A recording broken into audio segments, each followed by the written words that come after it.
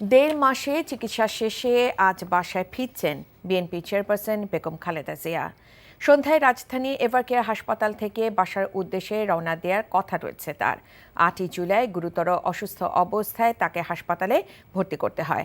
ছাত্র জনতার গণ অভ্যুত্থানের মুখে স্বৈরাচার শেখ হাসিনা সরকারের পতনের পরের দিনই 6 আগস্ট স্থায়ী মুক্তি দেয়া হয় বেগম জিয়াকে।